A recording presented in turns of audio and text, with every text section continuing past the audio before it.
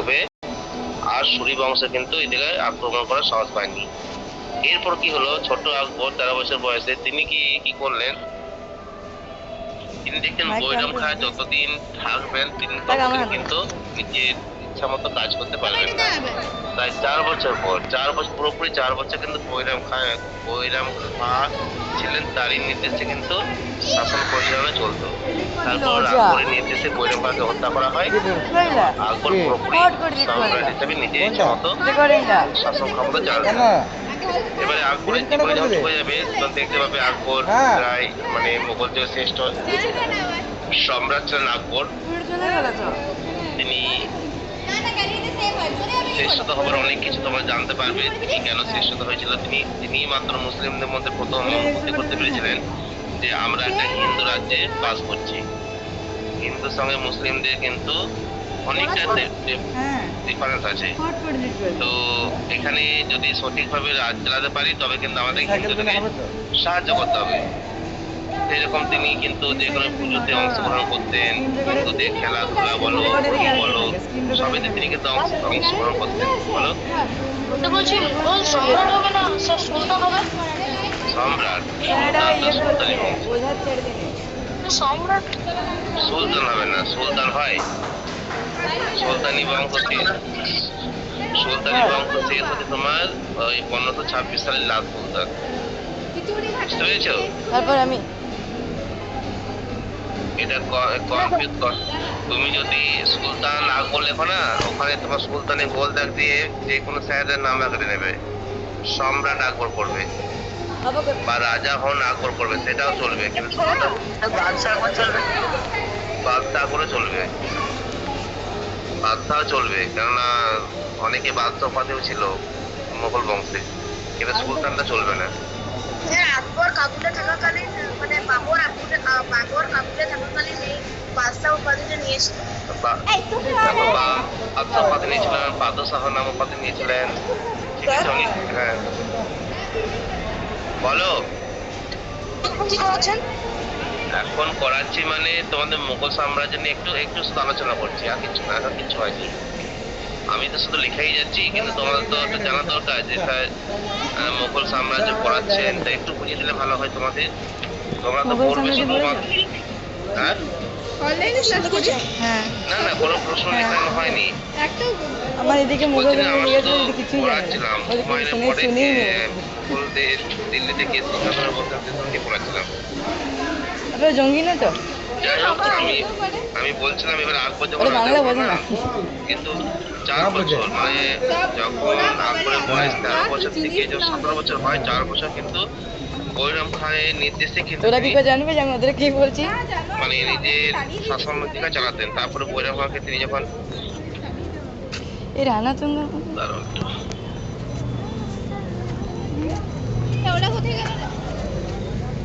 বৈরাম খান যখন মারা যান তখন তিনি কিন্তু পুরোপুরি নিজের আয়ত্তে অধীনতা করে নেই। তারপর নিজে যে আরেকদিন আমার বন্ধু হয় কর্মকাণ্ড বলতে পারো, তিনি প্রথম উপলব্ধি করেছিলেন যে হিন্দুদের সঙ্গে থাকতে গেলে হিন্দুদের সঙ্গে মেলামেশা করতে হবে। যাই হোক, তো এরপর তিনি কি করলেন, হিন্দুদেরকে বন্ধুত্ব স্থাপন করলেন এবং হিন্দুদের সবাইকে নয়, যারা বড় বড় যাদের যোগ্যতা আছে তাদেরকে তিনি বেছে নিলেন, তাদের সঙ্গে বন্ধুত্ব স্থাপন করলেন এবং ওদের কিন্তু তার রাজপরিবার রাজিয়াতে রাজসভায় কিন্তু বড় বড় পদে নিযুক্ত করলেন, যাতে বন্ধুত্ব বজায় থাকে।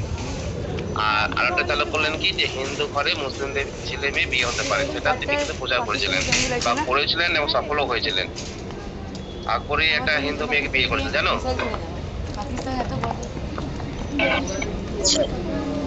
বলো তো কি নাম? যোধাবাই। জানো কার মেয়ে ছিল? ভগবান দাস। আমার খুব ভালো লাগে তোমরা আগে থেকে জানো। এটা বলে আকবরের রাজপুত নীতি।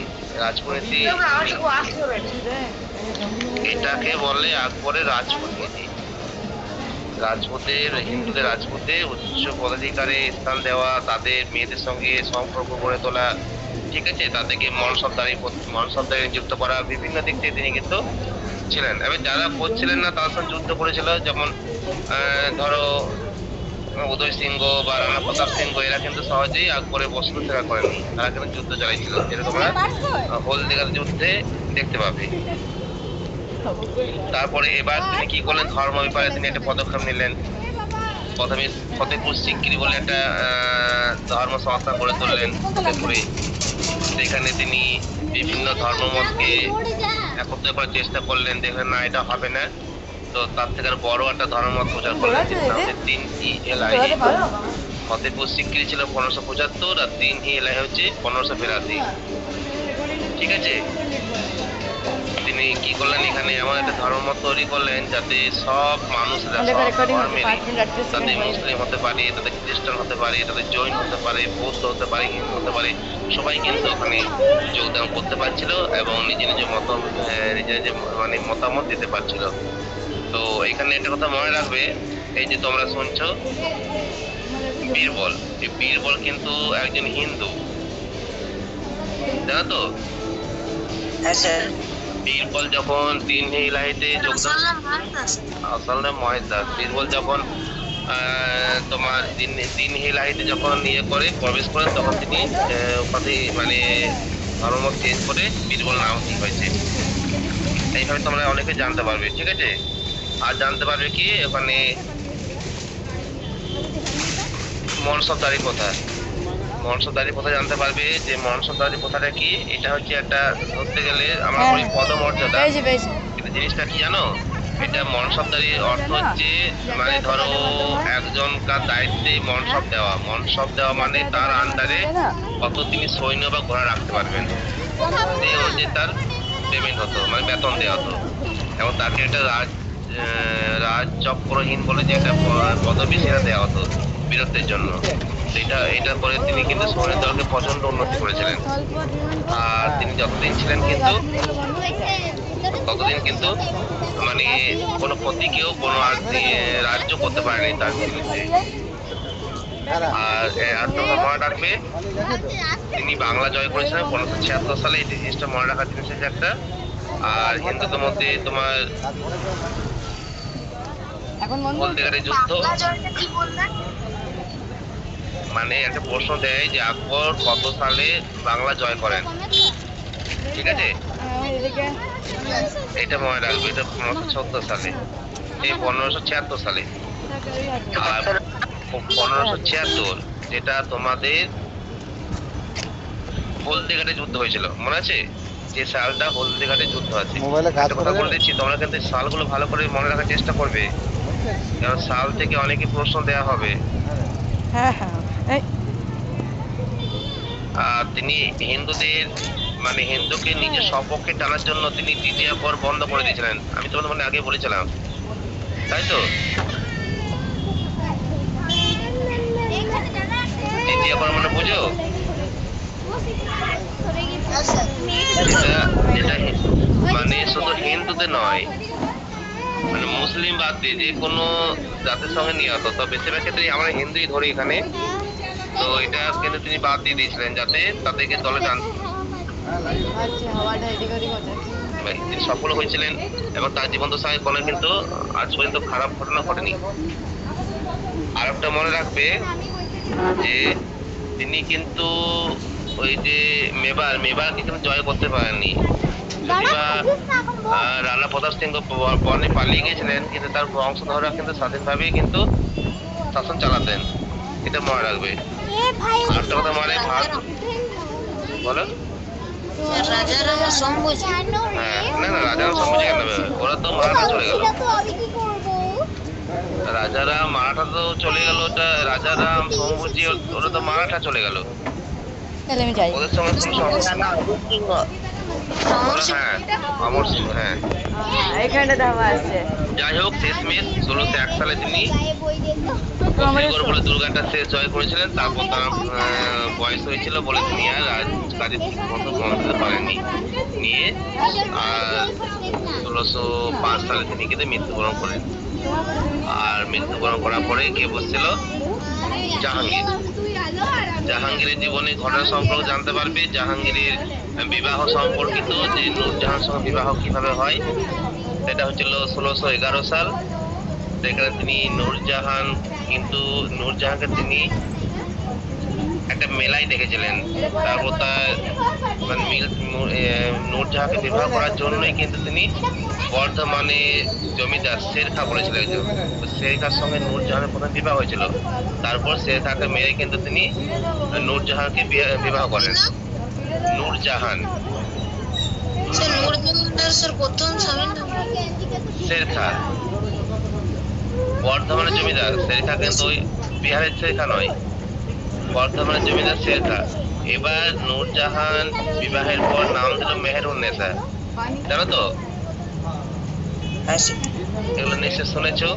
আর আর জাহাঙ্গীরে শুনতে পারবে ঘটনার মধ্যে দুটি ঘটনা আছে। একটা হচ্ছে জাহাঙ্গীর আমলে দুজন ইংরেজ বণিক এসেছিলেন, একজন 1608 সালে স্যার টমাস রো, আর একজন ছিল কে প্রথমে ছিল ক্যাপ্টেন হকিন, আর 1615 সালে এসেছিলেন স্যার টমাস রো। ঠিক আছে, এরা কিন্তু বাণিজ্য করার জন্য এসেছিলেন, কিন্তু জাহাঙ্গীর কিন্তু অনুমতি দেয়নি তখন, মনে রাখবে এটা। আর এখানে জানতে পারবে কি, যেখানে 12 ভূঁইয়া ছিল, বাংলায় যারা 12 ভূঁইয়া, তারা কিন্তু জাহাঙ্গীর আমলে একটা সংঘর্ষে লিপ্ত ছিল 12 ভূঁইয়াতে, এটা রাখবে মনে। এরপরে চলে যাবো আমরা শাহজাহানের। 12 ভূঁইয়া কারা ছিল? 12 ভূঁইয়া ছিল বাংলার 12টা জমিদার। ঠিক আছে, কিন্তু জমিদার মানে বাংলা বলতে সে মুসলিমদের আছে, আর তারপরে তোমার গন্ধর্ব নারায়ণ, আমি নিইনি, ঠিক আছে, বলে দিলাম। আমি খেলাম তো কি হলো, আমার দিদি নিয়েছিল আমার কাছ থেকে। কিন্তু 12 জন মিলে কিন্তু যুদ্ধ করেছিল, তাদেরকে দমন করা হয়েছিল। এরপর যদি আমি তোমার শর্টকাটে নিয়ে চলে যাচ্ছি শাহজাহান, তো শাহজাহানের রাজত্বকালকে মোগল যুগের সুবর্ণ যুগ বলা হচ্ছে। সুবর্ণ যুগ কেন বলা হচ্ছে?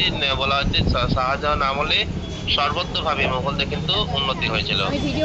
তাতে তুমি চিত্রকলা বলো, তাতে তুমি স্থাপত্য বলো, ভাস্কর্য বলো, বিভিন্ন দিক থেকে।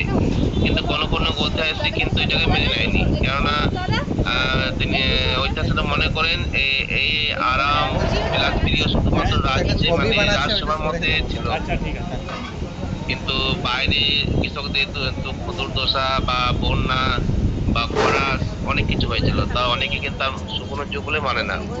তো এখানে জানতে পারবে, আর জানতে কি পারবে যে তিনি তাজমহল, নিশ্চয় শুনেছে তাজমহল, তাজমহল তিনি প্রতিষ্ঠা করেছিলেন তার প্রিয় পত্নী মুমতাজের স্মৃতির উদ্দেশ্যে। তো এটা নিশ্চয় তোমরা গল্প শুনেছো যে তাজমহল প্রায় 22 বছর তৈরি করতে সময় লেগেছিল, আর এতে অনেক টাকা খরচ হয়েছিল, প্রায় 20-22 কোটি টাকা। আর এটাও শুনেছো যে যেসব মজদুররা করেছিল তাদের হাত দুটি কেটে দেওয়া হয়েছিল। এটা কাল্পনিক কাহিনী না সত্য এখনো প্রমাণিত হয়নি। স্যার হাত না হাতের দুটো বুড়ো আঙুল, একটা হাত কেটেছিল তো। এবার দেখো অনেক বই অনেক কিছু লেখা থাকে, তোমরা যাই লিখবে তো এটা সত্য লিখে দেবে, এটা আনুমানিক একটা আনুমানিক কথা বা আনুমানিক কথা হিসেবে লিখবে, কেননা অনেক ক্ষেত্রে অনেক বই অনেক কিছু লেখা থাকে। কেউ বলে হাত কেটে দেওয়া হয়েছিল, কি একটা হাত কেটে দিয়েছিল, বা হাতে দুটো পুরো আঙুল কেটে দেওয়া হয়েছিল, নানাভাবে লেখা থাকে। তো এটা প্রচলিত কথা অনুসারে বলবে, ঠিক আছে? তোমাদের নাম্বারটা কাটার কোনো আর ইয়ে থাকবে না। ধরো কোনো স্যার পড়েছেন এইটা, কোনো স্যার পড়েছেন ওটা, কোন স্যার কিভাবে নেবে সেটা থেকে আনুমানিক লিখে দিলে এটা ভালো হয়, বা প্রচলিত কথা হিসাবে।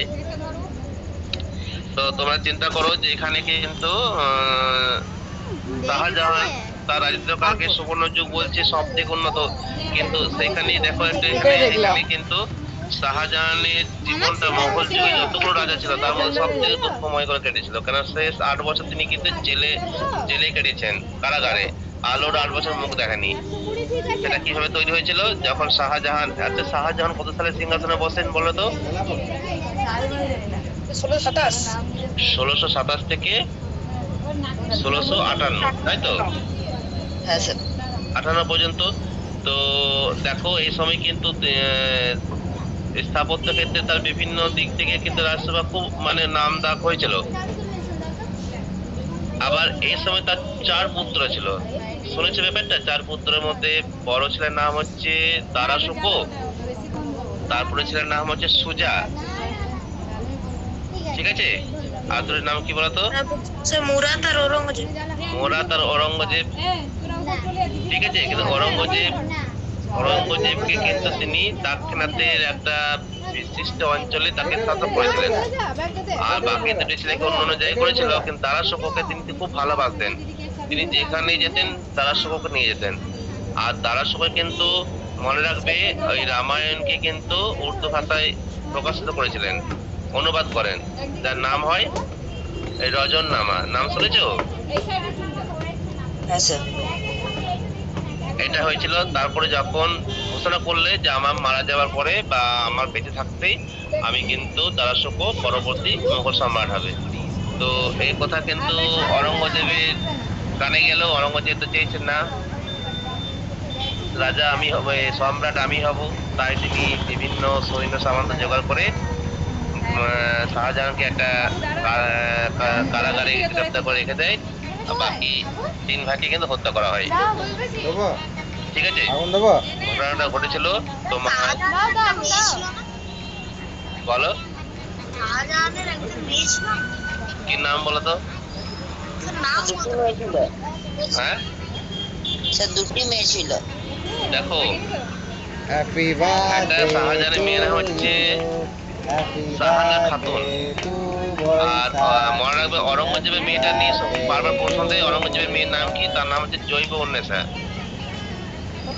মনে পড়ছে? হ্যাঁ স্যার। জৈব উন্নেসা নামটা মনে পড়ছে তোমাদের? মনে 4 আমি লিখিয়েছিলাম। হ্যাঁ স্যার।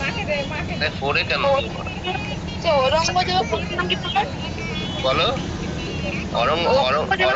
অরঙ্গ জৈব বর্গীর যে জৈব হাইফেন উন্নেসা, হর্ষ দন্ত দন্ত একা দন্ত শাখা। দেখেছো? হ্যাঁ স্যার। দেখলে?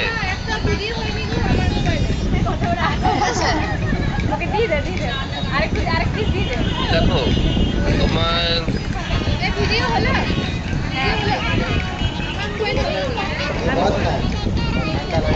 এবার শাহজাহানের কন্যা যদি বলো না, শাহজাহানের কন্যা কিন্তু ছিল একটা, মনে পড়ছে একটা জাহানারা বেগম। লিখে রেখে নাও, শাহজাহানের কন্যা নাম হচ্ছে জাহানারা বেগম। আরটা কি বলতো? রোশনারা বেগম। এই দুটি হবে। একটা লেখা নাও জাহানারা বেগম, একটা হচ্ছে রোশনারা বেগম। হ্যাঁ, কন্যা জাহানারা বলতে চাকার হয়াকার দন্তনাকার রয়াকার বেগম। আর একটা মেয়ের নাম লেখা নাও, কন্যার নাম রোশনারা, রয়কা তাল্লা বিশ্ব দন্তনাকার রয়াকার বেগম লিখবে কিন্তু।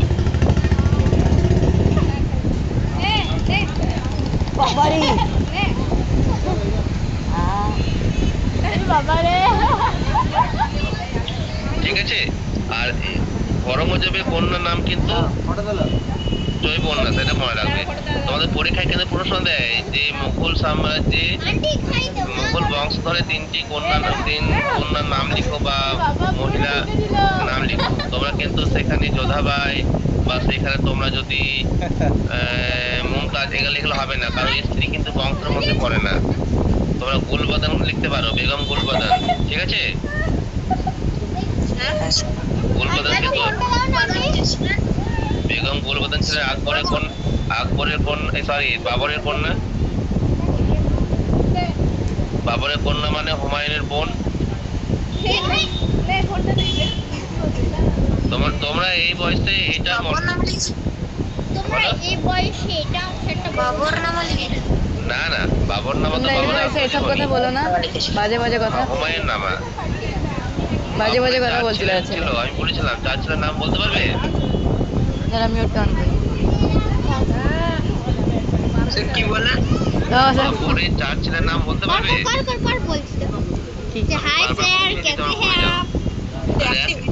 না, ছেলের গলা মেয়ের গলাতে পাঠলে আমাকে আসকারি আর কামরান। বলো স্যার নামগুলো কি বলুন স্যার, কেটে গেল। কার নাম বলো? স্যার বাবরের কোন মানে ছিলেন? বাবরের বললাম মেয়ের নাম হচ্ছে বেগম গুলবদন। স্যার বলবো স্যার? বলো স্যার দুটো ভাই বসে। দুটো বলো। জাহাঙ্গীর আর সেলিম। না না, বাবরে কেন হবে? লেখো বাবরের 4 পুত্র নাম লিখে নাও, ভুলে না। লেখো বাবরের 4 পুত্র হলো একটা হুমায়ুন। হুমায়ুন লেখো, কেন হুমায়ুন। 2 নম্বর বলছো লেখো কেন? আরে বলো বলো। সে একটা হুমায়ুন, আচ্ছা হ্যাঁ সে একটা আসকারি, হ্যাঁ একটা কামরান, হ্যাঁ, সে একটা হিন্দাল। ইন্দ্র। গুলি। Very good. আমার হাত থেকে ডিসকাউন্ট পেলো ডিসকাউন্ট হুমায়ুন, কামরান, কেটে দেবো আসকারি এবং হিন্দাল। একটা ইংলিশ গান গাও। অন্তত একালো, আর একটা কন্যা ছিল যার নাম হচ্ছে বেগম গুলবাদন। ঠিক আছে?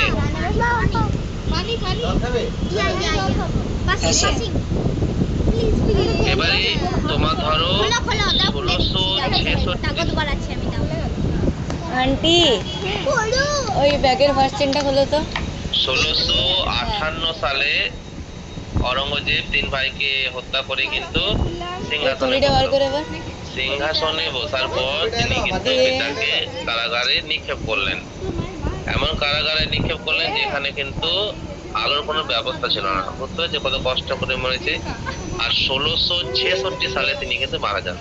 এবার 1658 থেকে 1666 কত বছর হয়েছে? 8 বছর হচ্ছে না? হ্যাঁ স্যার।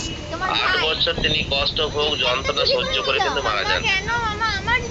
দেখো পৃথিবীতে স্যার হ্যাঁ সে এত বছর তিনি অন্ধকার কারাগারে আন্টি ওই লাস্ট চেনটা কি খোলো বলছো? ওটা লাস্ট না তুমি যে চোখে বসতে হবে ওখানেই বসতে হবে অর্ক তোমার কথা শোনা ওই তুলিটা বার করো একবার। হ্যাঁ বার করো টেনে বার করো এবারে দেখো যে বোতল আছে এত বছর অন্ধকারে থাকার পরে মানে এত বছর আলো দেখতে পায়নি, এই যে বোতল দাদা তার জন্য শেষ পর্যন্ত দাদা অন্ধ হয়ে যান না। অন্ধ ব্যাপারটা তো লেখা নেই বইয়ের মধ্যে, ঠিক আছে? কিন্তু তার শরীরটা যে একবারে জীর্ণ হয়ে গেছিল, ভেঙে পড়েছিল, সেটা বলতে পারি।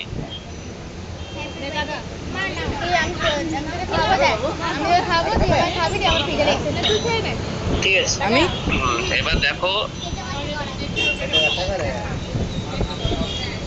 যেমন আমরা আকবরের জিনিসটা পড়লাম, আকবরকে কেন মহান রাজা বলা হয় বা মহান সম্রাট বলা হয়, এখানে কিন্তু অরঙ্গজেব পুরোটাই ব্যতিক্রম। তিনি আবার হিন্দুদেরকে দেখতে পারতেন না।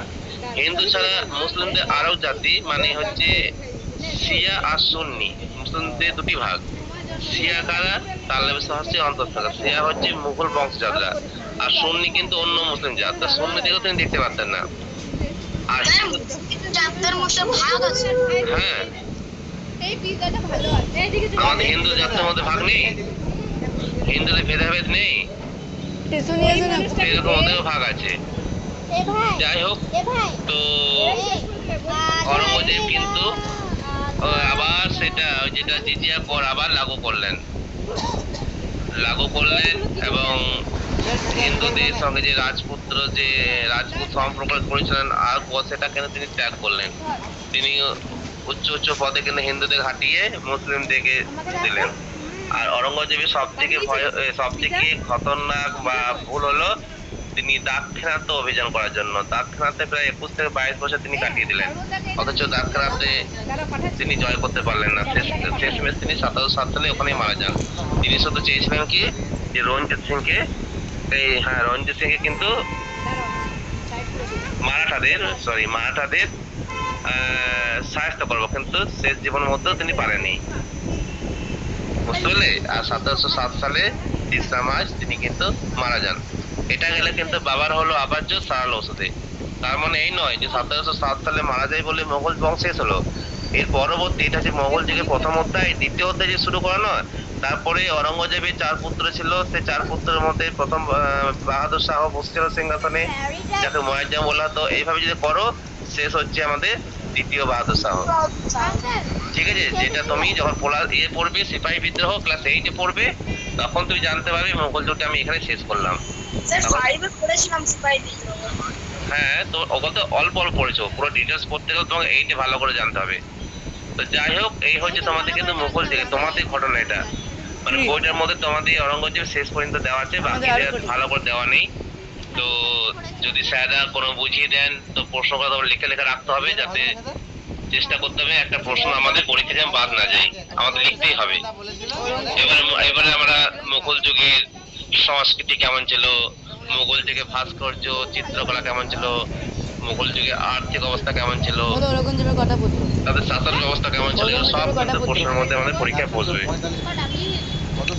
ঠিক আছে, এগুলো মুঘল যুগ তোমার শুধু জেনে রাখো।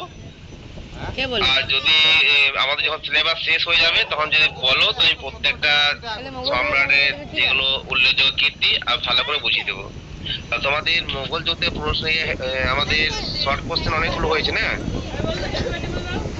হ্যাঁ স্যার হয়েছিল শর্ট কোশ্চেন। 2 নম্বর প্রশ্ন শুরু হয়েছে কিছু? না স্যার তেমন 2 নম্বর কোশ্চেন ওই যেটা বললাম যে তখন আমি হ্যাঁ, আজকে যে 2 নম্বরের প্রশ্ন লেখাবো না, সেই 2 নম্বর প্রশ্নগুলো কিন্তু খুবই ইম্পর্টেন্ট। ভালো করে লিখে নাও, যেগুলো পরীক্ষায় মেইন প্রশ্নগুলো আমাদের স্কুলে কি যে কোনো যারা ইতিহাস পড়ান ভালো জানেন তারা কিন্তু এই প্রশ্নগুলোই দেবে, যেগুলো আমি আজকে বলছি। ফার্স্ট প্রশ্ন লেখো তোমরা।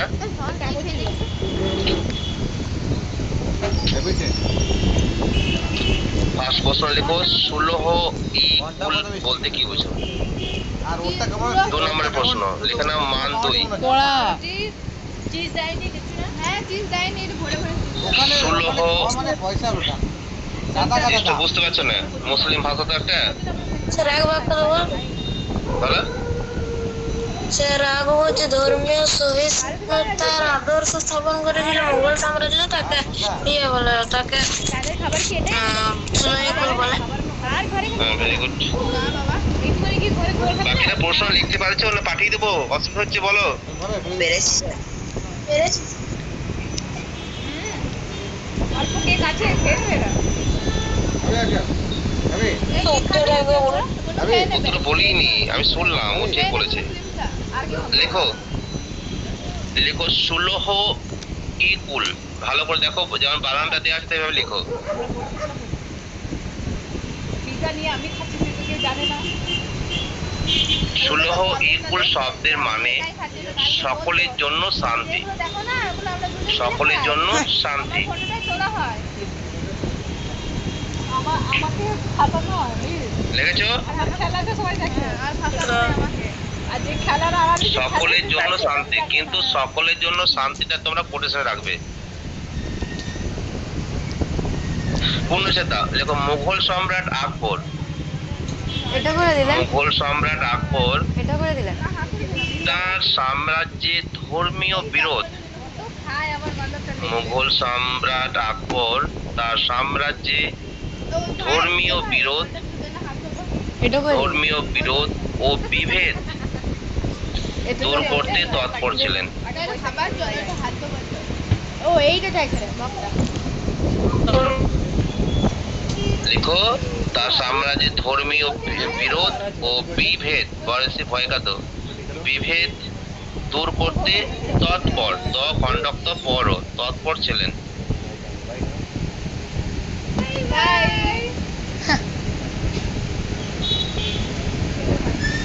লিখেছো? এ ভাই না খাবি বল। হ্যাঁ স্যার। পূর্ণচেতা এই জন্য তিনি বিভিন্ন ধর্মগোষ্ঠীর মধ্যে, আপনার আওয়াজে কাটা কাটা আসছে মাঝে মাঝে। এই বাকি সবারই কি প্রবলেম হচ্ছে আমার আওয়াজটা? না স্যার, প্রবলেম হচ্ছে। স্যার একটু আস্তে লাগছে। একটু আস্তে আসছে। একটু আস্তে আস্তে। আচ্ছা ঠিক আছে, এবার শুনতে পাচ্ছ? হ্যাঁ স্যার। এবার লেখো, এই জন্য তিনি বিভিন্ন ধর্মগোষ্ঠীর মধ্যে, এই জন্য তিনি বিভিন্ন ধর্মগোষ্ঠীর মধ্যে সকলের প্রতি সহনশীলতা, বিভিন্ন ধর্মগোষ্ঠীর মধ্যে সকলের প্রতি সহনশীলতা, সহনশীলতা দন্তস্ব হ দন্তন্য তাল বেশে দেখি ল তয়গা, ও সকলের জন্য শান্তির পথ, ও সকলের জন্য শান্তির পথ, সকলের জন্য শান্তির পথ অনুসরণের কথা বলেছিলেন, অনুসরণের কথা বলেছিলেন। এই বোতলটা ইউজলেস নয়। আচ্ছা নাহলে নাহলে অনেকে এই তো হয়ে গেল। তো এখানে লোকে আশেপাশে বোতলের মধ্যে জল পেয়ে তোমাকে খাই দেবে, এই জন্য বোতলটা ঢাকুয়া নেই বলে খেয়ে দেয়, ঢাকুয়াটাকে বাড়ি করতে পারবে, ঢাকুয়া লাগাতেও পারবে না। আর আর এই জিনিসটা ছিঁড়েও দিতে হবে, ফেলে দিলে কি করে ছিঁড়ে হবে?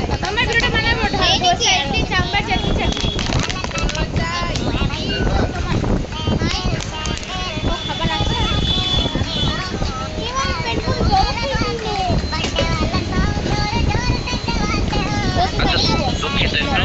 আর তোমরা কত লিখেছো, এই জন্য তিনি বিভিন্ন ধর্মগোষ্ঠীর মধ্যে সকলের প্রতি সহনশীলতা ও সকলের জন্য শান্তির পথ অনুসরণের কথা বলেছিলেন। লিখেছো তো? হ্যাঁ স্যার। পূর্ণচ্ছেদ দাও। সকলের জন্য শান্তির এই পথকেই, সকলের জন্য শান্তির এই পথকেই বলা হয় সুলহ ইকুল। সকলের জন্য শান্তির এই পথকেই বলা হয় সুলহ ইকুল। দেখো আমি তোমাদের পরীক্ষার খাতা দেখেছিলাম, তোমরা নিশ্চয়ই জানো খাতা যখন আমি দিয়েছি নিশ্চয়ই বুঝে গেছো যে আমি দেখেছিলাম। তো মনে রাখবে আমি কিন্তু দেখেছি 2 নম্বরের প্রশ্নের জন্য অনেকেই 1 পাতা 1.5 পাতা লিখে দিয়েছে, কোনো প্রয়োজন নেই। ওই ঢাকনাটা লেখা ছোট করে লিখো, যদি 5-6 লাইন অতি দারুণ উত্তর পাওয়া যাবে, নাম্বারও পাওয়া যাবে, তোমাদের সময়টা অনেক বাঁচবে। বড় বড় করে লিখে 2 পাতা লেখার কোনো মানেই হয় না, দেবো না। তাদের সময়টা বিনা কারণে চলে যায়। আচ্ছা এর পরের প্রশ্ন লিখো, দিন ই ইলাহি বলতে কি বোঝো? দয় দীর্ঘি দন্তন্য দিন, হাইফেন দিয়ে হস্যই, এই আবার হাইফেন দিয়ে ইলাহি, হস্যই লয় আকার হয় হস্যই। দিন ই ইলাহি বলতে কি বোঝো? ইচ্ছা করে বাদ মাস দেবো না।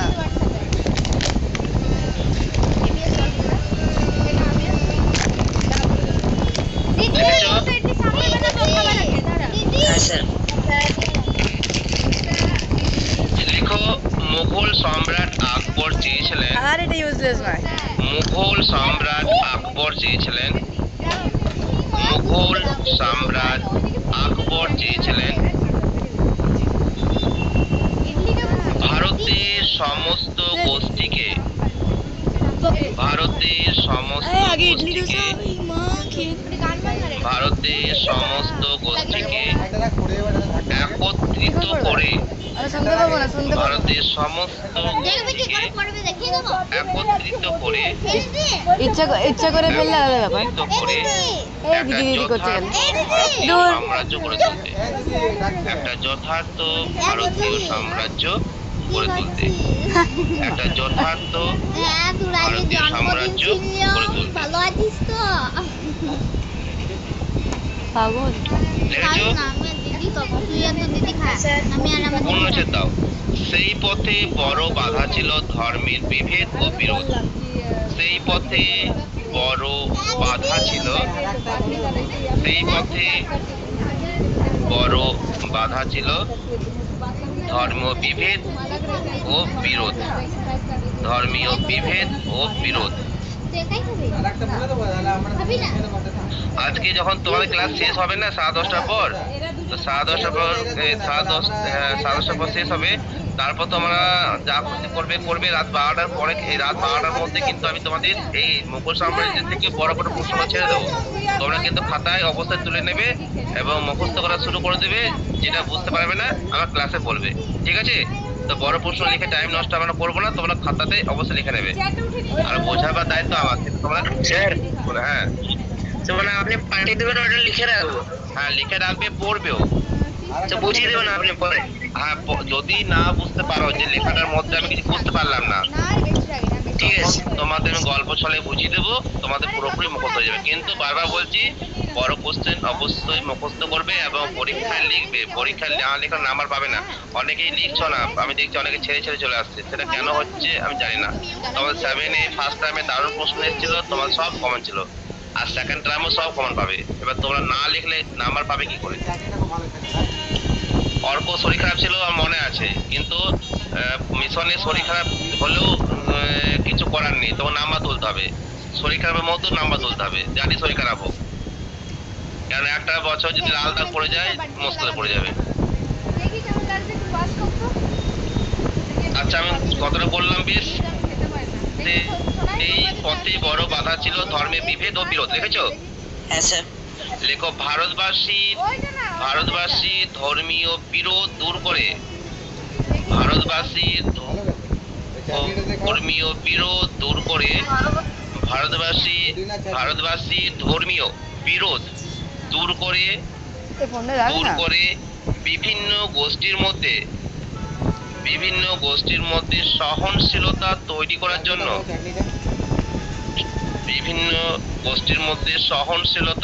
করার জন্য আকবর দিন ই এলাহি ব্যাকেটে লিখবে 1580। আকবর দিন ই এলাহি রেকর্ডিং করছে আওয়াজ আসছে তো? নামে একটা ব্যক্তিগত মতাদর্শ গড়ে তোলেন। দিন ই এলাহি নামে একটি ব্যক্তিগত জানো না? 1580 দিন ই এলাহি 1580 লেখো নামে একটি ব্যক্তিগত মতাদর্শ গড়ে তোলেন। এটা ভিডিওটা ডিলিট করে দাও, দেখতে পাচ্ছ বয় না। জফলা কয়তে হচ্ছে বয় জফলা আকার অনেকে লেখো কিন্তু ভুল। ব্যক্তিগত মতাদর্শ গড়ে তোলেন। পূর্ণচ্ছেদ দাও। দেখতে দেখি। আচ্ছা এবার খাবারটা খা, অনেক মোবাইলটা খেটেছে। লে এবার দেখ, খা। যা, খাবারটা খা। লেখো দিন হি ইলাহির মূল কথা ছিল আরে ডিলিট করলে দিন হি ইলাহির মূল ওটা কথা ছিল স্ক্রিন রেকর্ডের গ্যালারিতে সেভ দিন থাকে, হি গ্যালারিতে আসে ইলাহির না। মূল কথা ছিল সহনশীলতা। ওই অ্যাপটার মধ্যে গ্যালারি হয়ে থাকে। মূল কথা ছিল সহনশীলতা। দন্তস্ব হ দন্তন্য তাল নিবেশে দেখি ল তয়কা শীলতা তৈরি বারবার সহনশীলতা তৈরি বারবার সরি সরি একটু দাঁড়াও। এর মূল কথা ছিল সহনশীলতা ও সকলের জন্য শান্তি। এর মূল কথা ছিল সহনশীলতা ও সকলের জন্য শান্তি। এর মূল কথা ছিল সহনশীলতা ও সকলের জন্য শান্তি। লিখেছো? হ্যাঁ স্যার। লেখো এখানে যে কোনো ধর্মাবলম্বী আইটা নিলে নাকি বাবা? কেমন এতটা এখানে কে যে খাবে? কোনো ধর্মাবলম্বী এতটা কে খাবে? ভাত খেতে পারবি না দুজনে মিলে? প্রবেশের পথ ছিল আজ খেয়েছি? ধর্মাবলম্বী প্রবেশের পথ ছিল এবং চলে এসছে তারা নিজ নিজ প্রবেশের পথ ছিল এবং তারা নিজ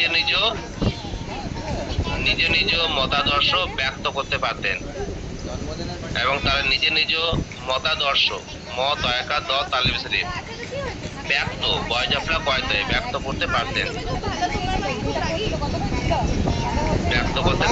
পূর্ণচ্ছেদ দাও। এই মতাদর্শই দিন হি ইলাহি নামে খ্যাত। এই মতাদর্শই দিন হি ইলাহি নামে খ্যাত। এই মতাদর্শই দিন হি ইলাহি নামে খ্যাত।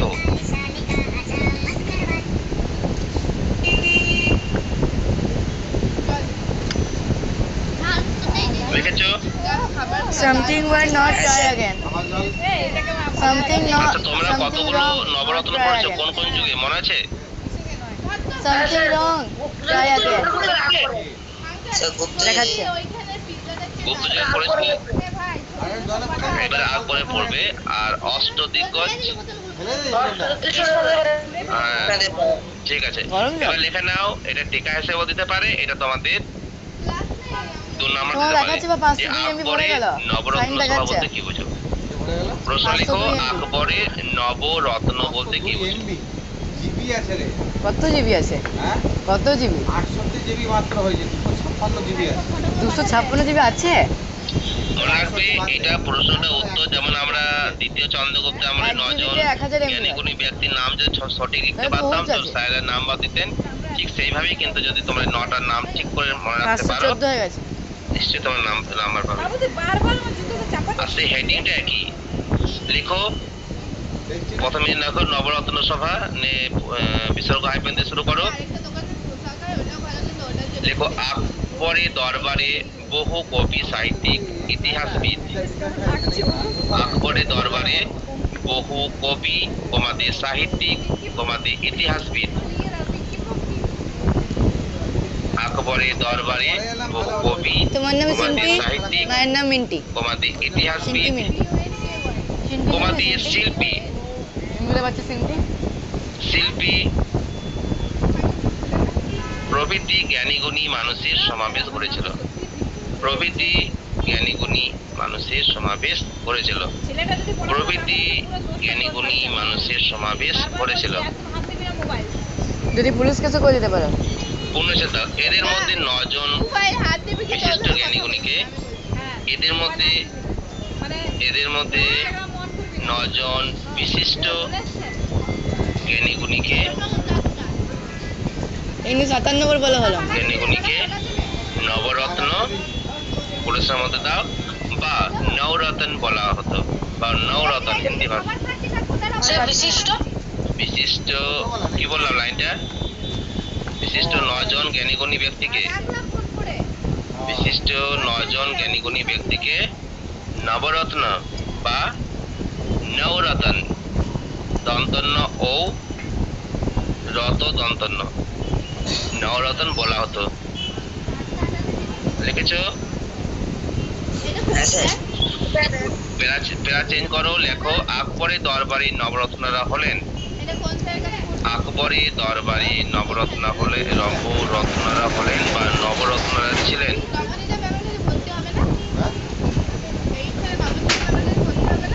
না ওদের সিলেবাস ওদের ফার্স্ট লেখো আবুল ফজল। মিশনের ব্যাচ তোমরা যদি এটাকে যদি 3 নাম্বার দেয় তো তোমরা খাতার মাঝে মাঝে লিখে নেবে ভালো করে। 1 নাম্বার দিলে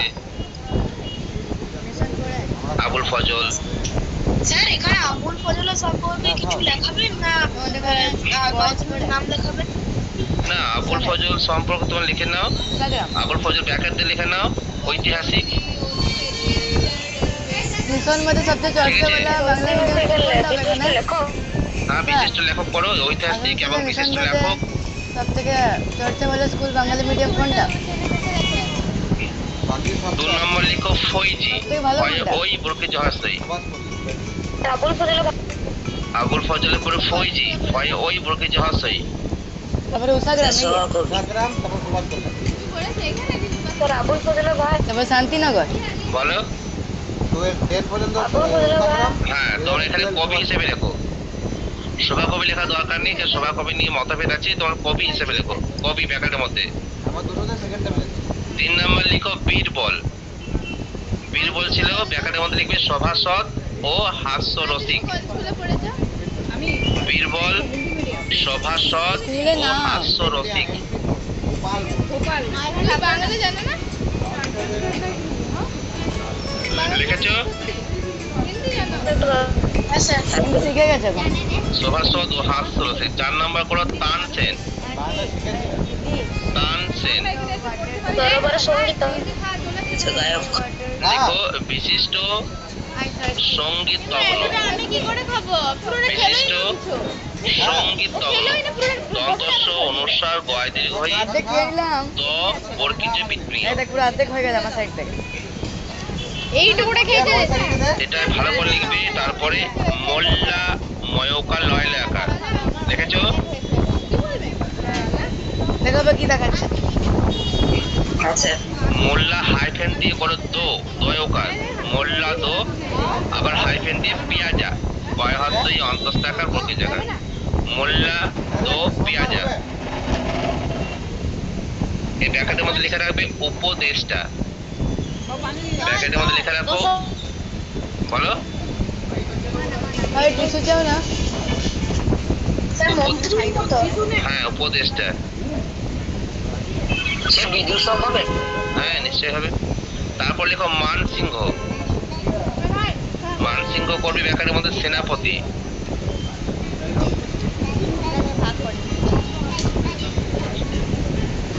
লিখেছো? হ্যাঁ স্যার তারপর লেখো টোডর মল। টয়কা ডর মল।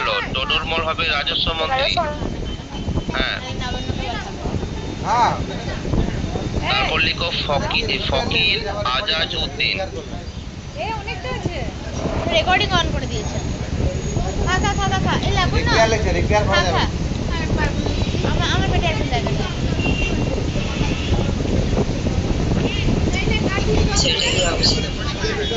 বলো। মুখ্য উপদেশ এটা হবে তোমার হ্যাঁ হ্যাঁ না কি বলো? হয়নি। ফকির আজাজ উদ্দিন। এটা উপদেষ্টা করো।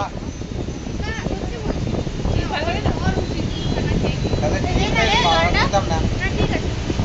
এই না হয়নি বললে না হয়নি আচ্ছা আর একটা কটা হলো তোমাদের?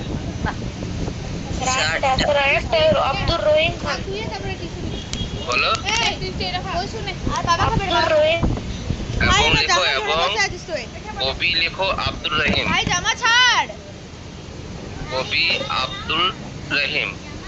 আমি ডাইটিং কবি আব্দুল রহিম লেখো যিনি ফেলে দেবো খান ই খানার নামে পরিচিত।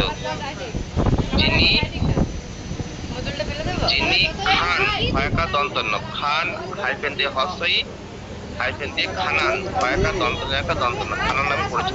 কমপ্লেইন করলো না আমি খাই ওর ছবিগুলো সেন্ড করে ওরটা কেউ দেখতে পায়নি তাই একটা ভিডিও করতে না সালা লিখেছো? স্যার আচ্ছা আরেকটা প্রশ্ন লেখো বীরবল সম্পর্কে টিকা লেখো। টিকা নয় 2 নম্বর প্রশ্ন, সরি টিকা হিসেবে লেখো না, 2 নম্বরের প্রশ্ন বলে লেখো বীরবল সম্পর্কে লেখো।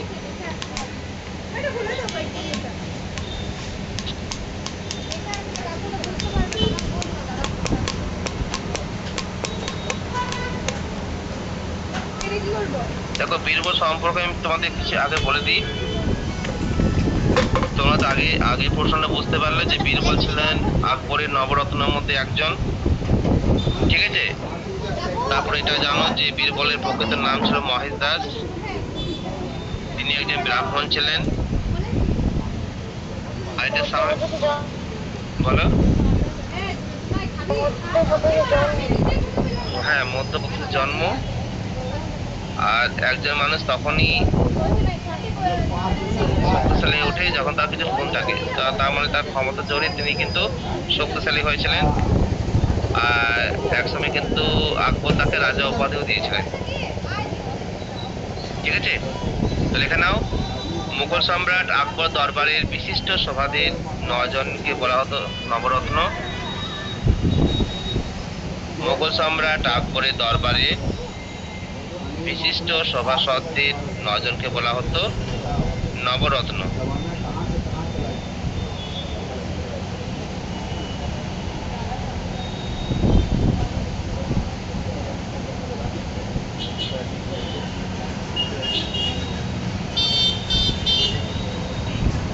দেখেছো? আচ্ছা এই নবরত্নের অন্যতম ছিলেন বীরবল। এই নবরত্নের অন্যতম ছিলেন বীরবল।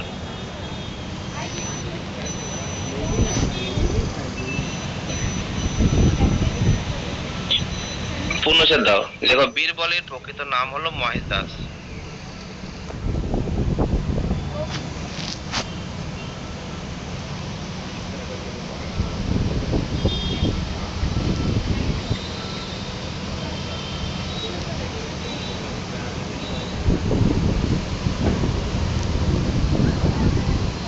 লিখেছো?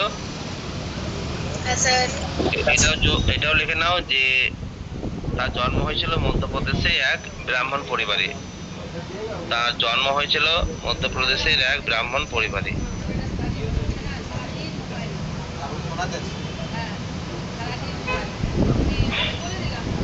পূর্ণচ্ছেদ দাও। দেখো বুদ্ধির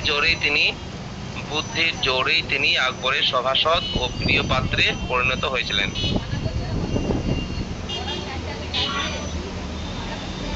বুদ্ধির জোরেই তিনি আকবরের সভাসদ ও প্রিয় পাত্রে পরিণত হয়েছিলেন।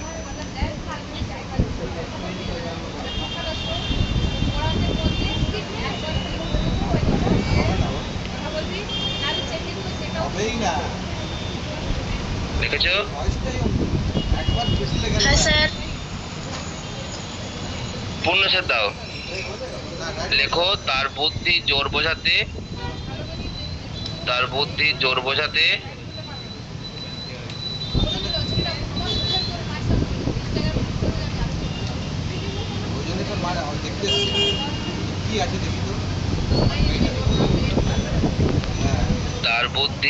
বোঝাতে বীর বয়দীর্ঘির বল মধ্যে সব ব্যবহার করা হয়েছে। বীর বীর ও বল শব্দ দুটি ব্যবহার করা হয়েছে। মামার ছেলে মামার ছেলে ওটা মামার ছেলে হ্যাঁ তো বলতে আমার ভাই ছেলের মামা দেখেছো? দেখো সম্রাট আকবর তাকে রাজা উপাধি দেন। ওটা মামার ছেলে সম্রাট আকবর তাকে রাজা উপাধি দেন দাদা হলে ওর এবং প্রধানমন্ত্রী পদে নিয়োগ করেন। হ্যাঁ, তো ওর যদি দাদা হয় পদে নিয়োগ করেন। মামা হবে উনিশটার মামা হবে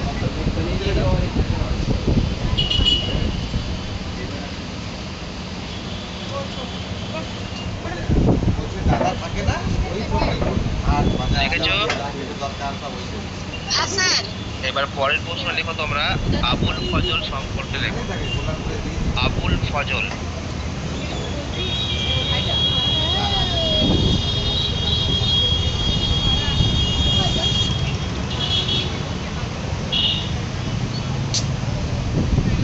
মাথায় কোনো अभी रुको मत पी देख लो ठंडी लग रहा है দেখো আমি এর আগেই বললাম যে আবুল ফজল কিন্তু নবরত্নের মধ্যে একজন ছিলেন। আবুল ফজলের পুরো নাম হচ্ছে আবুল ফজল আল-লামামি। তিনি একজন ঐতিহাসিক ছিলেন। পিতা ছিলেন শেখ মুবারক। ঠিক আছে, এরপর আবুল ফজল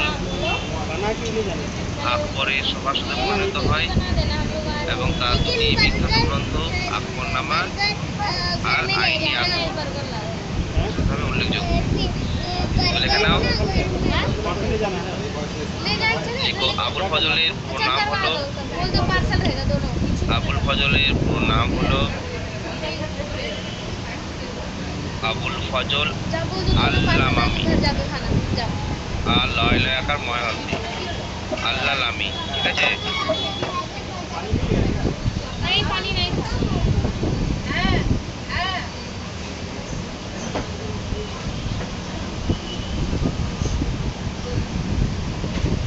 লিখেছো?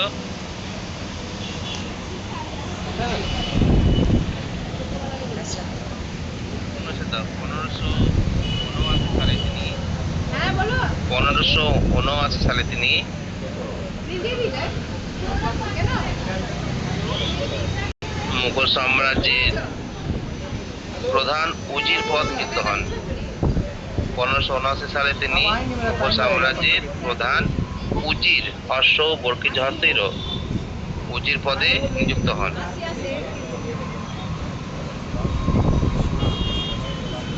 লিখেছ? হ্যাঁ স্যার। পূর্ণশতাও দেখো আবুল ফজলের ধৈর্য আবুল ফজলের ধৈর্য ওই অঞ্জয় রেপ জফলা। আবুল ফজলের ধৈর্য কমাতি উদারতা কমাতি সাহিত্য জ্ঞান আকবরকে আকর্ষিত করে।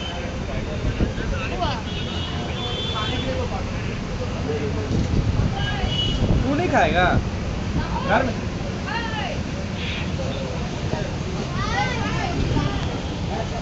পূর্ণশতাও এরপর আকবর তাকে উচ্চ মনসবদারি দেখো এরপর আকবর তাকে উচ্চ মনসব দেন। এরপর আকবর তাকে উচ্চ মনসব দেন। মনসব মদ অন্তর্ন দন্ত মনসব দেন। पैसा दे दीजिए পূর্ণশতাও আমাকে মিস্টিরিয়াস লিখো, বলছেন না আবুল ফজলের ও বিখ্যাত আমি ওকে নাম দিয়েছি মিস্টিরিয়াস গ্রন্থ ভাই হলো মানে অদ্ভুত কি সুন্দর আবুল ফজলের দুটি বিখ্যাত Mysterious গ্রন্থ ভাই। হলো আকবরনামা। আমাদের টিকে भी दिया আকবরনামা পরিশ্রম মধ্যে দেবে। আমার আর আন্টি হ্যাঁ যাদের স্ট্যাটাসে ফরওয়ার্ড করা হবে আকবরনামা পরিশ্রম লেখো। কোনো ফটো দেখো এই গ্রন্থে আকবরের গুণাবলী কমাতে মহত্ব ও প্রজা কল্যাণের ও প্রজা কল্যাণের নানা তথ্য দেখো দেখো লিপিবদ্ধ আছে। আমার মেয়ে ও প্রজা কল্যাণের নানা তথ্য তো লিপিবদ্ধ আছে। শোনাই ফটো দেখেছো? একাই লাগাবি না, বাকি সবার সাথে আছে তার লাগাবি। অনুচ্ছেদ। এবার লিখো 2 নম্বর বইটার নাম হচ্ছে আইনি আকবরী। পড়ে সমাধান রাখো। আইনি আকবরী। বন্ধু সবাই, তুই বন্ধু আমরা সবাই জানি, বাকি যারা দেখবে তারা ভাববে না যে লেখো এই গ্রন্থে মুঘল সাম্রাজ্যের অর্থনীতি, লেখো সমাজ, ওই তো এই বসবি আয়। মুঘল সাম্রাজ্যের অর্থনীতি, কমাদের সমাজ এবং সংস্কৃতির একটি বিস্তারিত চিত্র তুলে ধরে। পিছনে কোথায় বসবি বল? না না, বাইরে অনেকে আছে, ভাই সামনে বসবি। সামনে চলে যাবো বাবা। সে বিস্তারিত চিত্র। কে আটকে গেছে? কি আটকে আছে? কুকুর আটকে গেছে বললে? সব আমার পাশে। হাই দিদি, হ্যালো ভাই, চল আমরা কিছু খেলবো। চলো। Rock paper rock paper caesar.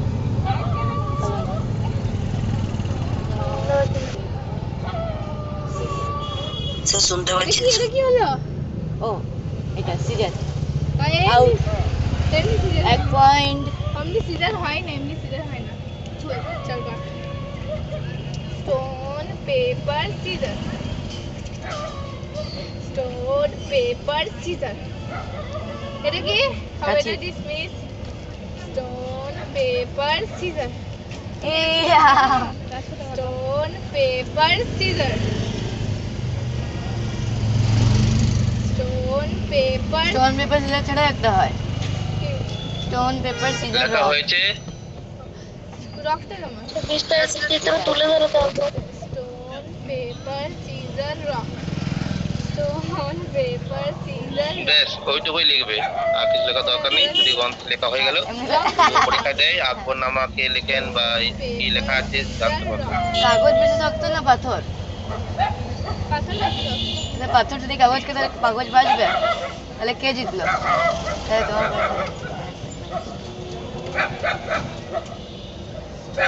এই স্টোনি মানে তো পাথর, রক মানে স্টোন স্টোন মানে মানে পাথর। ছোট পাথর, না, রক মানে বড় পাথর।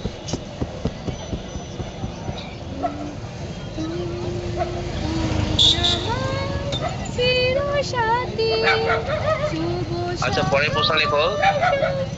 এটা প্রশ্ন তোমাদের বইয়ের মধ্যে নেই মনে হয়। লেখো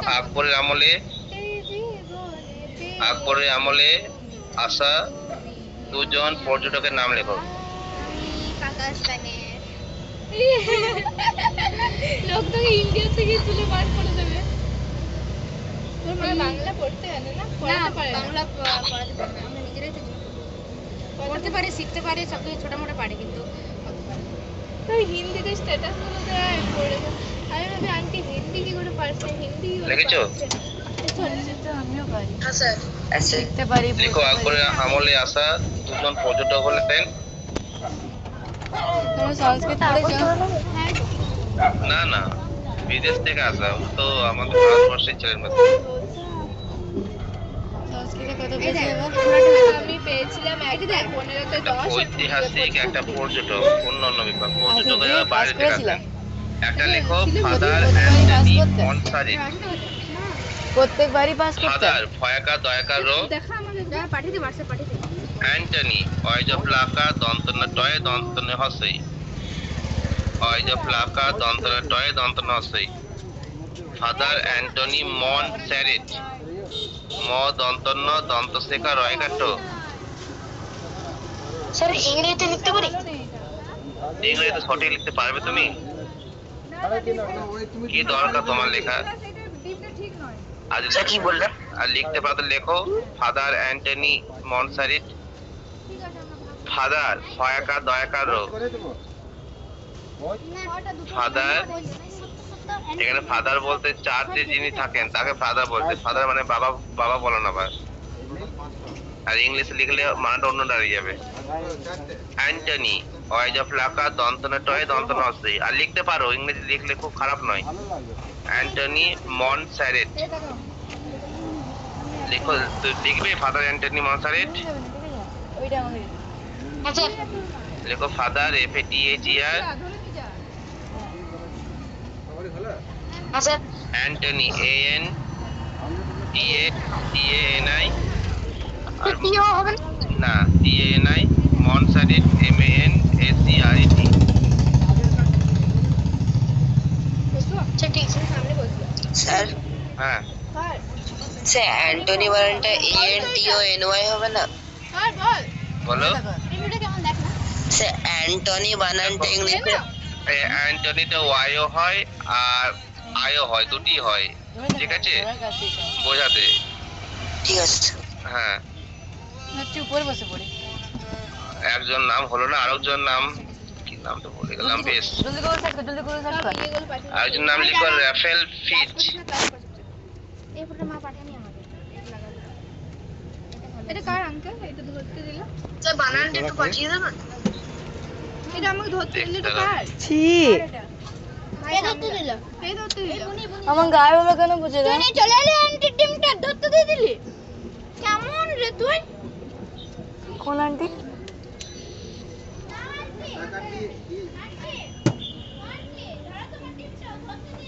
লিখো রাফেল রয়েজ অফ লাকার ফলো, পেলো পড়াই রয়েজ অফ লাকার রাইফেল। ফলো রাফেল ফিচ ফরাসিচ। রাইফেল। স্যার পড়া দিদি স্যার ইতিহাস। বাবু আগে এই আগে পড়তে নেই উপরে? রাফেল আগে বসে যাচ্ছি। হ্যাঁ RAFAL যাও যাও যাও। রাফেল ফিচ FICH। স্যার বাংলা পড়ে না দিদি ওই দিকে হ্যাঁ যাই। ফিচ ফরাসিচ। ওই দিকে সরি বলি এই দুটি নাম মনে রাখবে। আন্টি চলে আসে, জায়গা হয়ে যেত। আমি পাঠিয়ে দেবো পুরো সেটা এবার লিখো তোমরা বাইরের ভিতরে ফটো নেই বেশি তোমরা ওই স্ট্যাটাসটা এদিকে চলে না আন্টি আমার বার্থডে ছবিগুলো পাঠিয়ে দাও। না পয়সা দিতে বসে সব ফোনটা আছে লেখো ফুল আন্টি আমার বার্থডে স্যার, পাঠিয়ে দিয়েছো? সব পাঠিয়ে দেবো। বলো। আঙ্কেল কোথায় গেল? স্যার নামটা কি বললেন স্যার রাফেল স্যার শুনতে পাইনি ফিচ ফিচ FICH। ফরওয়ার্ড করে দাও আজকে দুপুরেরটা বাজে না বলতে আন্ডা খেয়ে দিয়েছি আচ্ছা পরের প্রশ্ন লিখো তোমরা হলদিঘাটের যুদ্ধ কি?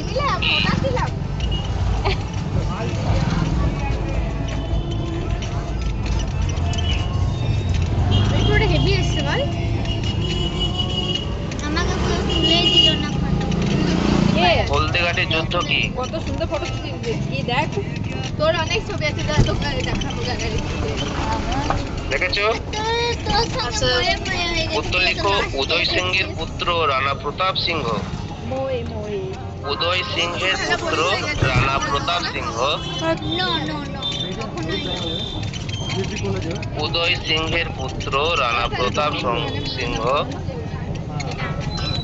আমি স্কুলে মুঘলের বর্ষতা মানতে অস্বীকার করেন।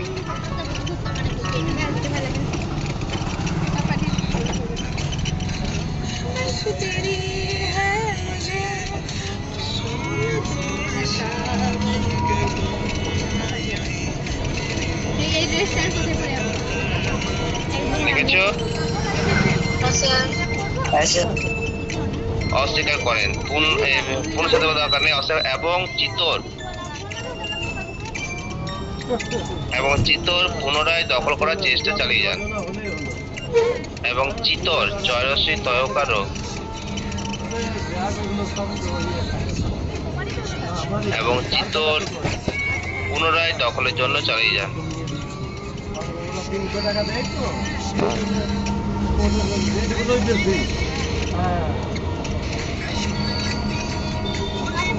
দেখেছো? পূর্ণচ্ছেদ দাও। লিখো আকবর তার রাজপুত সেনাপতি মান সিংহকে নিয়ে মেরওয়ার যান।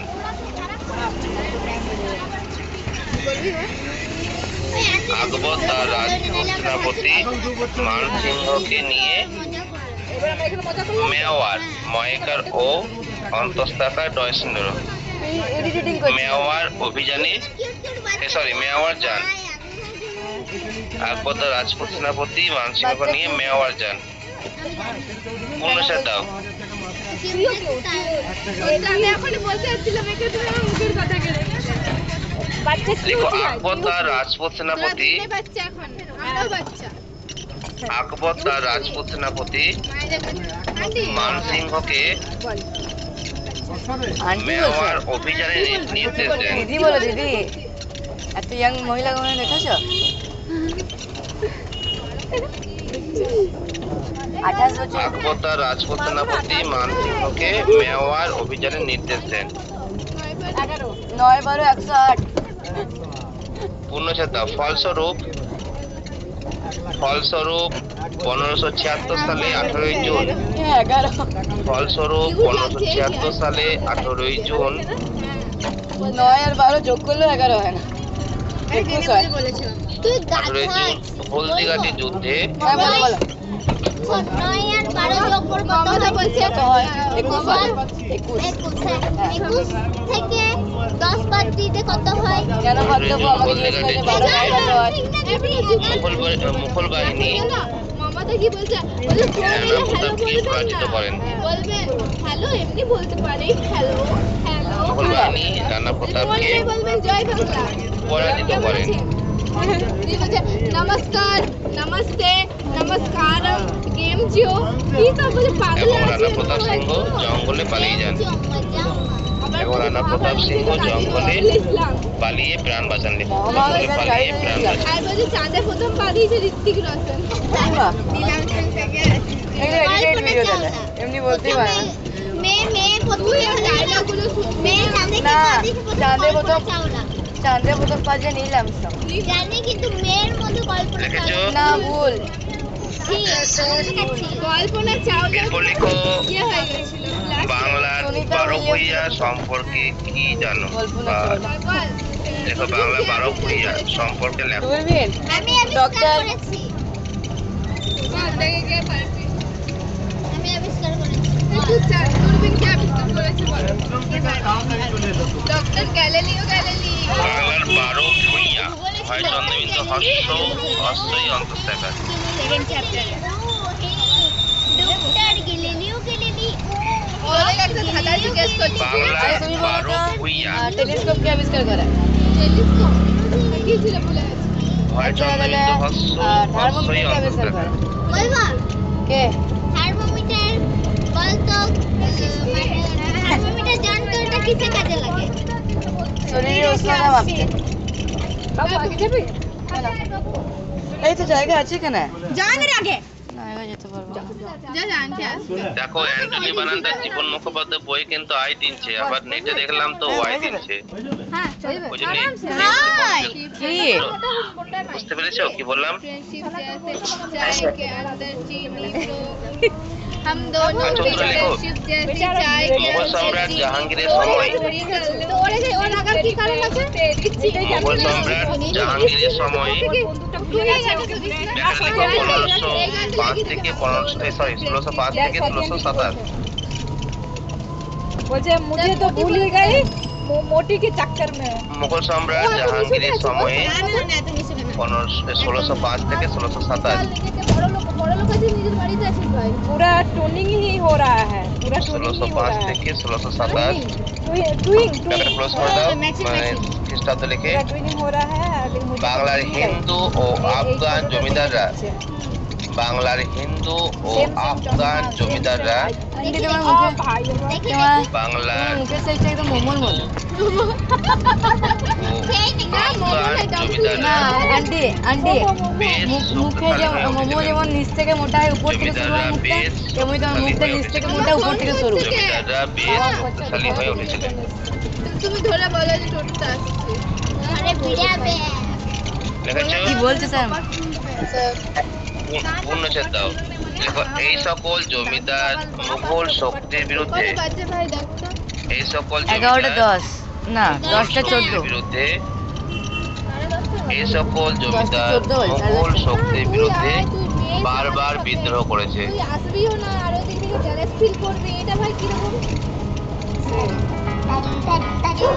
তোমার আগে আমরা বেরোতাম এই সকল জমিদার মুঘল শক্তির বিরুদ্ধে বারবার বিদ্রোহ করেছে।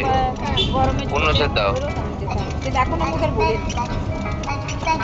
এই বিদ্রোহী বাংলার জমিদারদের এই বিদ্রোহী বাংলা জমিদারদের একত্রে এই বিদ্রোহী বাংলা জমিদারদের একত্রে বারোভিয়া আমার স্কুলের বন্ধু নামে পরিচিত।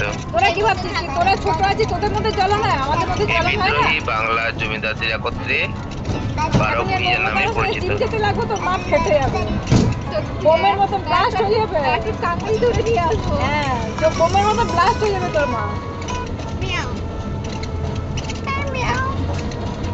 আমার দিদি বিড়াল দেখতে তো একটু চকমা একটু দেখেছো? এবারে পয়েন্ট করো, একটা লিখে নাও বারোভিয়ার নাম। এখন দেখি আর পিঠা খাওয়ার আর সকালে মিষ্টি খাওয়াটা হ্যাঁ ওটা দেখি দেখে দেখে স্যার এটা কত নম্বরের প্রশ্ন? এটা 2 নম্বরে টিকা দিলে হয়তো 3 নম্বর হয়ে যাবে, যেটা একটু বড় লিখে দিলাম। ওটা লিখছি তো পক পক করে পক পক সে করে পক পক একসাথে পক পক পক পক পক না না, ওরা শুধু জমিদার হিসেবে পরিচিত, অন্য কিছু তো ওদের ছিল না, যে কোনো গ্রন্থ লিখেছে, কোনো ইয়ে লিখেছে, এটা আবার কি? ওসব কিছু নেই। হ্যাঁ, 12 বইয়ে পরপর দিয়ে দেবে, ব্যাস, আমি পাঠিয়ে দিলাম। দেখো 12টা নাম তোমরা লিখে নাও। কে চিনে নি বলি যাবে তো সোজা অত সোজা কি আছে তোমাদের কাছে? ক্রোকোডাইলের হাত থেকে কুমিরের মুখ থেকে মাছ কাটা আর আমার হাত থেকে ফোন কাটা সব ধরো। সর্বনা দেখেছি মৃত্যুদণ্ড এদের সব স্কুলের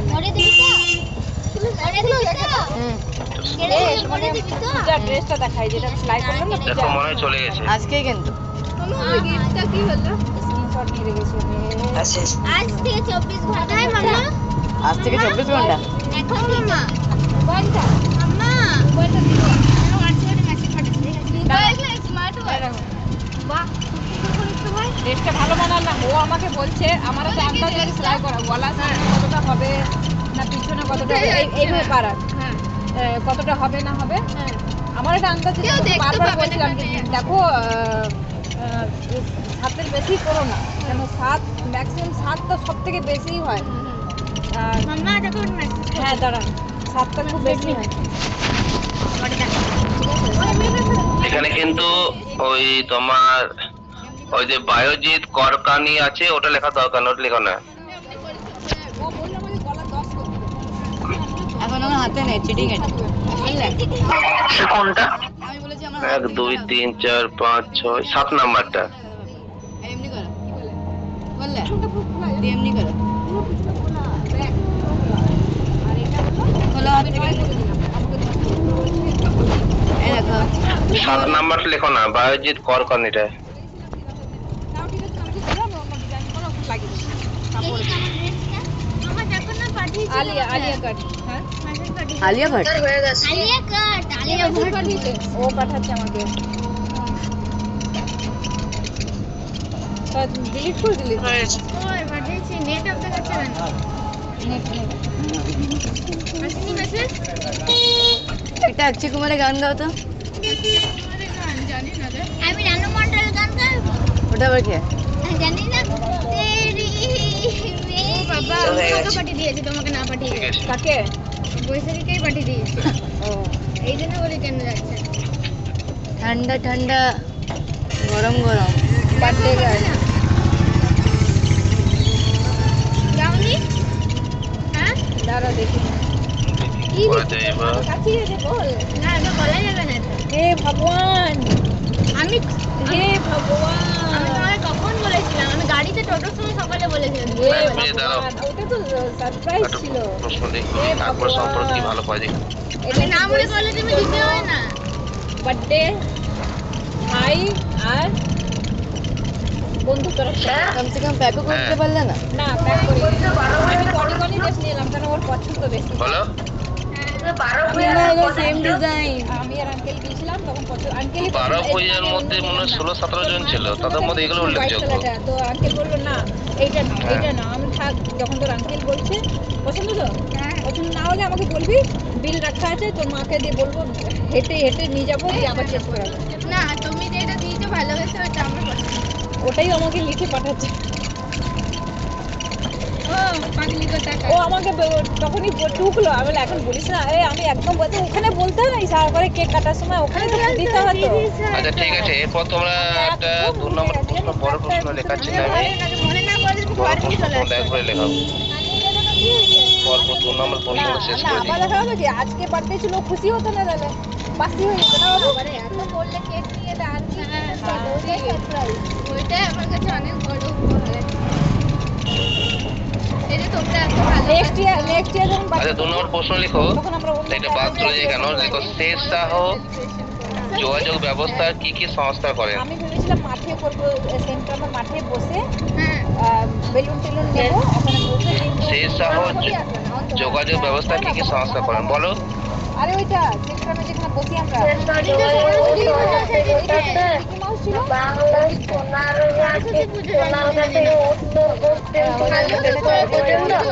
আরে ওটা করবো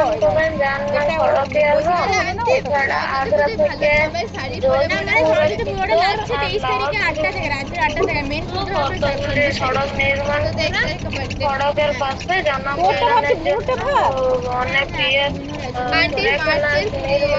ওটা তো পরের বছর দেখো, আর এখন তো পরের বছর। হলো জানুয়ারির 23 তারিখে, বাহ, মায়ের ভালো হলো পড়েছো। ডিসেম্বরের 4 তারিখে, মুনুর হলো জুনের 28 তারিখে, আর তোরটা তো কখনো দিতে প্রশ্ন লিখেছো? 8 নভেম্বর। 4 এপ্রিল। তো উত্তর লেখা শুরু করে দাও। লিখো লিখো শের শাহ একটা কান্না কিন্তু এটা শের গাইড শাহ থেকে যোগাযোগ এলো। ব্যবস্থা, মাস্টারটা কতক্ষণ পড়াবে পাগল শের হয়ে শাহ যায়। যোগাযোগ ব্যবস্থা, তখন থেকে ভেবেই যাচ্ছে মাস্টার। যোগাযোগ ব্যবস্থার জন্য, বাবু রেকর্ডিং করছিস? শের শাহের যোগাযোগ ব্যবস্থার জন্য তিনি বিখ্যাত হয়ে আছেন।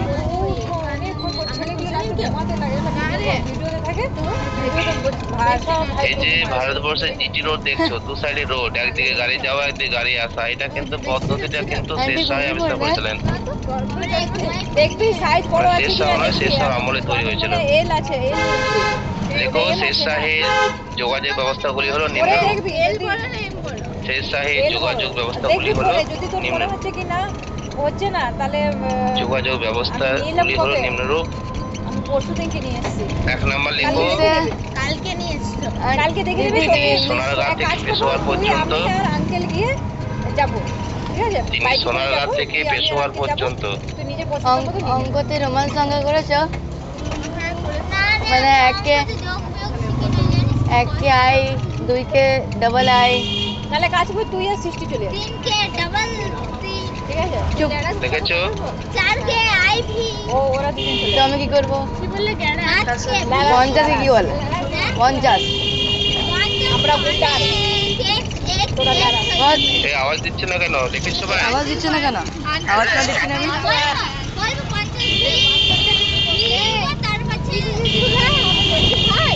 বলছি এত খায় কেন? 50 মানে জানো? যেটা এই তুমি কাপড়টা উঠা। দেখো পেশোয়ার তুমি যেটা সাইজ পর্যন্ত দেখো না, সেই সাইজটার মানে হচ্ছে এল সাইজ একটা মানে লম্বা রাস্তা 50। তৈরি করেছিলেন। একটা লম্বা রাস্তা লেখো নির্মিত হয়েছিল, লম্বা রাস্তা নির্মিত হয়েছিল যাকে সড়ক-ই আজম বলা হয়, যাকে সড়ক দন্তস্ব রয়সিন্দুরকর সড়ক-ই আজম, সড়ক-ই আজম বলা হয়। বর্তমানে এটি গ্র্যান্ড ট্যাঙ্ক, মানে জানো? বর্তমানে এটি গ্র্যান্ড গয়জফলাকার মুদ্রা ডয়ে ট্যাঙ্ক রয়ের আকার ওয়াকয়, যার মুজ নেই, বর্তমানে এটি গ্র্যান্ড যার মুজ নেই তাকে মুজ বলে। নামে পরিচিত। তোমার মতো মুজ আছে? এই তুই মুচ্চার, তুই মুচ্চার। লিখেছো? 2 নাম্বার লিখো আগ্রা থেকে যোধপুর পর্যন্ত সড়ক নির্মাণ করেন। আরে মাধ্যমিক দিল, আগ্রা থেকে যোধপুর পর্যন্ত সড়ক নির্মাণ করেন। মাধ্যমিক দিল 11 আগ্রা থেকে যোধপুর পর্যন্ত সড়ক নির্মাণ করেন। কি হয়ে গেছে এখানে রে? কোনো দিকে भी সেই টিউশনে একটা ছেলে করে 3 নাম্বার দাও। কাকু দেখতে মনে হবে দু ছেলের বাপ এমন লাগে দেখতে হ্যাঁ seriously, ওর দাড়ি মোছ নির্মাণ করেন। 3 নাম্বার দাও, লেখো আগ্রা থেকে বুরহানপুর পর্যন্ত অন্য একটা সড়ক নির্মাণ করেন। আগ্রা থেকে বুরহানপুর, বয়সুর পায়কা দন্তন্য বয়সুর, আগ্রা থেকে বুরহানপুর পর্যন্ত অন্য একটা সড়ক নির্মাণ করেন। অমনি হয় নাকি বলি হয়ে গেল আমাদের সিলেবাসের বাইরে থেকে আমাদের সিলেবাস বাইরে থেকে আসে না এছাড়াও 4 নাম্বার লেখো, এছাড়া লাহোর থেকে মুলতান পর্যন্ত, হ্যাঁ আগ্রা থেকে বুরহানপুর পর্যন্ত অন্য একটা সড়ক নির্মাণ করেন। এছাড়াও 4 নাম্বার লেখো, লাহোর থেকে মুলতান পর্যন্ত অন্যদিকে 4 নাম্বার লাহোর থেকে মুলতান পর্যন্ত সড়ক এখনো নির্মাণের শেষ জন্য হয়নি তার অবদান শিরস্বীকার্য। মাম্মা মাম্মা বৈশাখী কি গিফট দিলে? লাহোর থেকে মুলতান পর্যন্ত সড়ক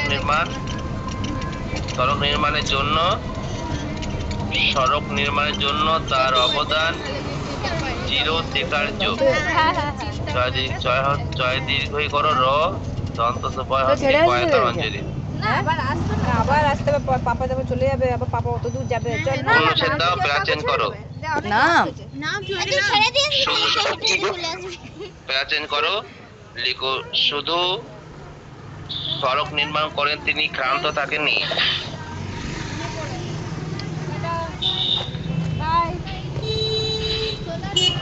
শুধু সড়ক নির্মাণ করে তিনি ক্ষান্ত কয়মুদ্র শাখা দন্তদ্বয় ক্ষান্ত থাকেননি। শুধু তিনি সড়ক নির্মাণ করে ক্ষান্ত থাকেননি।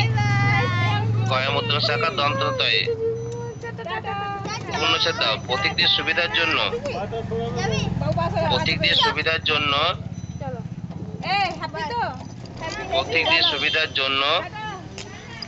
রাস্তার ধারে কিছুটা দূরে সরাইখানা নির্মাণ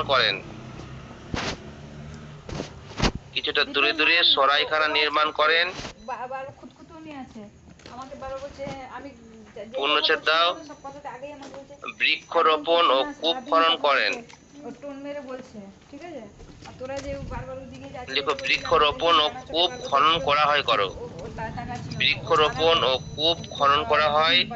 থেকে বেরোলাম তখন মা আমাকে বকছিল, তুমি বলে নাকি সবকিছু মেনে নিয়েছে বকছিল এই জন্য বলি তুমি বলে নাকি সবকিছু মেনে নিয়েছে সবকিছু মানামানে কথা বলে ও দ্বীপের জন্য। দ্বীপ হয়তো জবরদস্তি কথা বলে, ওই যে বললাম না ইনস্টাগ্রাম ডিলিট করে বলে, কি বললো পট করে দ্বীপ যে আরো আর লেখো সারা দেশের মধ্যে খবরাখবর। এই জন্য বলছি সারা দেশের মধ্যে খবরাখবর দোষ ঘাড়ের জন্য আরে সারা দেশের মধ্যে খবরাখবর লেনদেনের জন্য। আমি তো কথা বলি না। সারা দেশের মধ্যে খবরাখবর লেনদেনের জন্য। ওর মা শুধু সারা দেশে খবরাখবর লেনদেনের জন্য ঘোড়ার মাধ্যমে ডাক ব্যবস্থার উন্নতি ঘটান। ঘোড়ার মতো ডাক ব্যবস্থার উন্নতি ঘটান।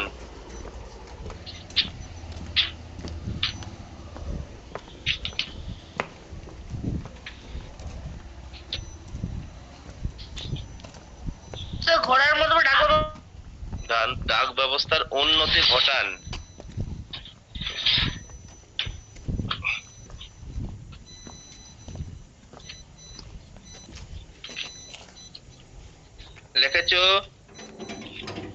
হ্যাঁ স্যার দেখো আপাতত তোমাদের এখানে স্টপ করছি।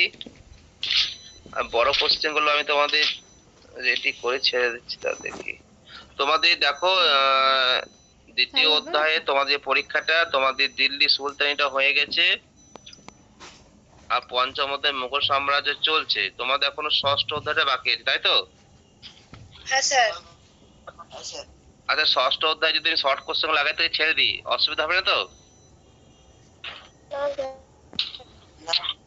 কিন্তু তোমরা শর্ট কোশ্চেন গুলো লিখবে, কিন্তু তোমরা তো বুঝতে পারবে না কত পাতা ছাড়তে হবে, ওই জন্য পরে ছাড়লেই ভালো হয়। আগে মুখস্থ আগে তো পাঠানো করে শেষ করে দিন হ্যাঁ, ফটাফট শেষ করে দিই, ভালো হবে, কারণ প্রশ্নগুলো হারিয়ে যাবে তোমাদের। আমি তোমাদের বড় প্রশ্ন যেগুলো ছাড়বো, তোমরা কিন্তু একটা সপ্তাহ সময় পাবে, প্রত্যেকে লিখে নেবে, মুখস্থ করে নেবে। আর যেটা বুঝতে পারবে না, তোমাদের একটা ক্লাসে, বাংলা ক্লাস একটা বললে একটা বুঝিয়ে দিলাম, বা একটা ভূগোল ক্লাসে বললে বুঝিয়ে দিলাম, ইতিহাস ক্লাসে সব বুঝিয়ে দেবো, যেগুলো পারবে না। কিন্তু লিখে নেবে অবশ্যই। মোবাইলে থাকলে কিন্তু অনেকগুলো জড়ো হয়ে গেলে লিখতে ভালো লাগবে না, ওই জন্য 7 দিন সময় পাবে, অবশ্যই লিখে নেবে।